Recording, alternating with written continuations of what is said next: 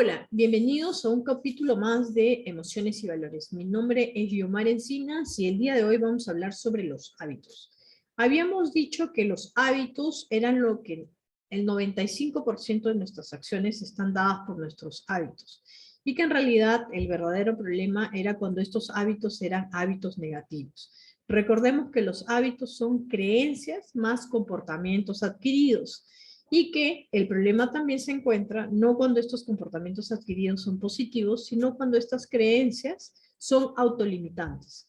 ¿Y cuándo son estas creencias autolimitantes? Estas creencias son autolimitantes cuando nos impiden la consecución de ciertas metas.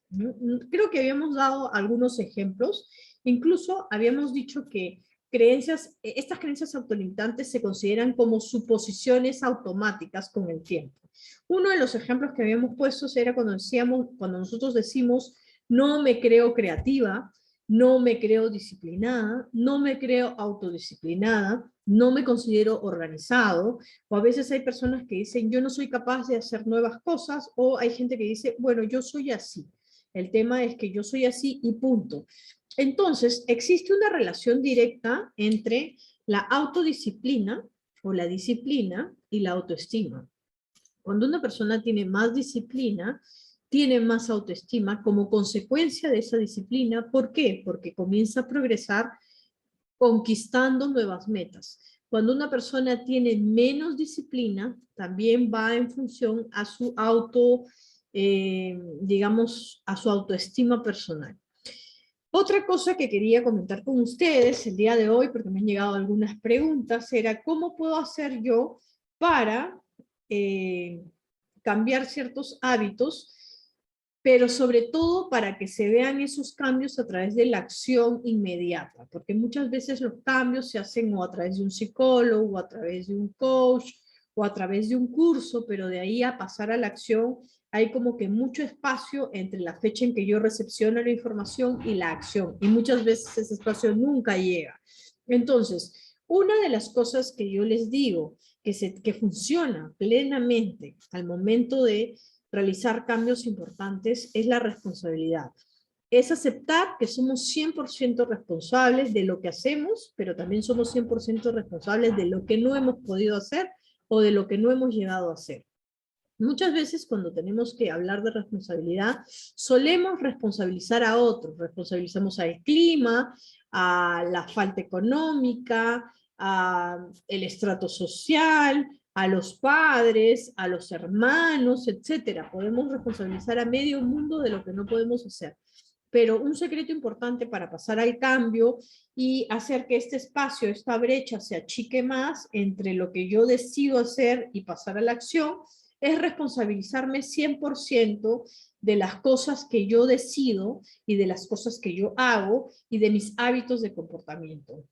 Una de las cosas que nos permite medir ese grado de responsabilidad son nuestras emociones. Entonces, podemos decir que la responsabilidad va unida a emociones positivas, sí, porque en su mayoría la falta de estas emociones positivas se reducen a una sola emoción, que es una emoción negativa. Cuando yo no logro tener ese 100% de responsabilidad en una acción, vamos a imaginarnos que yo tengo que lograr una meta, y me retraso, y me retraso, y me retraso. Lo que hay detrás de esa irresponsabilidad mía es una sola emoción, y es una emoción negativa, y es una emoción con la que normalmente no tenemos contacto directo, sino indirecto. Esa emoción es la culpa.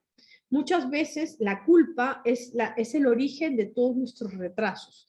La culpa como emoción. Entonces, el día de hoy voy a tocarles algunas emociones que son las emociones que más nos retrasan en nuestros hábitos de comportamiento, ¿no?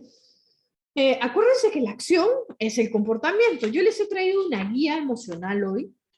Esta guía emocional, acá la tengo, es una guía emocional bastante larga, miren, ¿no? Que tiene varias emociones. Acá están, emociones positivas, emociones negativas y emociones neutras. Dentro de las emociones positivas tenemos la alegría, el conocimiento, el poder personal, la libertad, la gratitud, el amor. Número 2, la pasión. Número 3, entusiasmo, ilusión, felicidad. Número 4, expectativas positivas. Número 5, optimismo. Número 6, esperanza. Número 7, satisfacción. Ahora vamos a entrar a las emociones neutras. ¿Qué significa que una emoción es neutra? Una emoción es neutra cuando no es positiva, tampoco es negativa, pero digamos que nos permite pasar de un estado neutro, no muy alegre, a un estado de emoción positiva. Y acuérdense que un estado de emoción positiva nos permite entrar en ese grado de responsabilidad para hacer efectiva una acción de comportamiento para llegar a una meta, ¿no? Estas emociones neutras son aburrimiento, pesimismo, número 10, frustración, irritación e impaciencia. Estas tres se encuentran en el mismo nivel, por decirlo de alguna manera. Frustración, irritación e impaciencia. Cada vez que tú te encuentres en un estado de irritación o de impaciencia, es bien probable que, número 1, estás en una emoción neutra.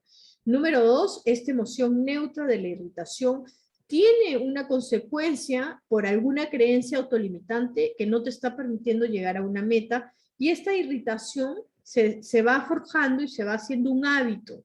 Entonces, muchas veces cuando queremos pasar a una emoción positiva y nos encontramos por mucho tiempo en la irritación, es imposible poder saltar a la emoción positiva. Vamos a poner un ejemplo. Vamos a imaginarnos que tengo que realizar un trabajo, ¿no? Y un trabajo dentro de mi centro laboral. Y en vez de ponerle acción a ese trabajo, caigo en un estado de irritación. Significa que alguien me habla y yo me irrito rápidamente. Alguien me dice, Yomar, ya mandaste el correo electrónico, y yo me irrito, ¿no? Inmediatamente, es automático. Entonces, cuando yo tengo que analizar por qué me irrito, por qué siempre el estado neutro es la irritación, si bien es cierto no me encuentro en una emoción negativa como el desánimo o la incertidumbre, me encuentro en la irritación. Esa irritación se convierte en el componente que tenemos que combatir para pasar a la acción correcta y hacer de este hábito un hábito que nos permita saltar a la acción en vez de bloquearnos, ¿no? Si yo está bien estar un ratito en la irritación. Lo que no está bien es que cada vez que yo tenga que hacer el mismo trabajo caiga en la irritación. Vamos a imaginarnos un ejemplo más sencillo, ¿ya? Vamos a imaginar que yo tengo que limpiar mi habitación, ¿no? Que normalmente los días sábados yo limpio mi habitación. Pero desde que empiezo a limpiar mi habitación, entro en un estado de irritación. Llaman por teléfono a mi móvil, a mi celular, y en vez de contestar amablemente, me siento irritada, ¿no? Reacciono mal o sobrereacciono. ¿A qué se debe ese estado de irritación si solamente estoy limpiando mi cuarto, no estoy limpiando mi habitación? Se debe a que posiblemente he asociado limpiar mi habitación con un estado de frustración, o de repente lo dejé de hacer y por sentimiento de culpa entro a un estado de frustración o a un estado de irritación. Entonces hay que tener mucha atención porque los hábitos muchas veces se disfrazan de emociones negativas, pero que no hemos llegado a analizar el por qué se encuentran constantemente dentro de nuestra vida. Vamos a poner otro ejemplo. Vamos a ponerlo con la frustración o la impaciencia, ¿no? Vamos a imaginarnos que tenemos que ir a hacer unas compras y nos dirigimos al lugar donde vamos a ir a hacer las compras y vamos con un familiar, y este familiar nos dice, ok, antes de hacer las compras, acompáñame un momento a pagar una factura a un centro de pago. Puede ser, acompáñame a pagar la luz, o acompáñame a pagar el teléfono, o acompáñame al banco a pagar una cuenta. Entonces, ¿qué pasa con la persona que tenía que hacer compras? Comienza a entrar en un grado de impaciencia. Sin paciencias, mira el reloj, dice ya no voy a llegar, no voy a lograrlo. Entonces, hace de este momento agradable con esta otra persona un momento desagradable por esta emoción negativa. Pero esta emoción es recurrente. No solamente pasa en este momento en el que tiene que acompañar a una persona, sino que este momento de paciencia también le puede pasar cuando se encuentra esperando su turno en una atención médica, ¿no? Le toca esperar su turno, tiene que hacer el esfuerzo de esperar un número de personas antes que ella, y esta persona entra en el mismo estado de impaciencia. ¿A qué se debe este comportamiento habitual que se traduce a un hábito, que es una creencia más un comportamiento que no le permite llegar a la meta? Porque no sé si ustedes han visto, mucha gente por impaciencia deja de hacer lo que tiene que hacer. O sea, le toca hacer un trámite y siente impaciencia y se retira antes de tiempo, ¿no? Entonces, esta emoción negativa, si nosotros observamos bien, todas las emociones negativas están fundamentadas en un comportamiento que se hizo un hábito con el tiempo. Y con los años es más difícil de romper ese hábito, entonces llegamos a la emoción sin analizar el comportamiento, o sea, llegamos al comportamiento sin analizar la emoción que hay detrás. O sea, lo que normalmente vemos y observamos y nos criticamos a nosotros mismos es el comportamiento, el hábito que se traduce en un comportamiento, pero nunca llegamos a entender por qué la emoción se instaló en nosotros y por qué perdura a pesar de que pasan los años, ¿no? Entonces, un punto importante para poder cambiar ese comportamiento es tomar conocimiento qué emoción está detrás de ese comportamiento, qué creencia, qué emoción negativa o qué emoción neutra. Y segundo punto, responsabilizarme por esa emoción para poder hacer el cambio.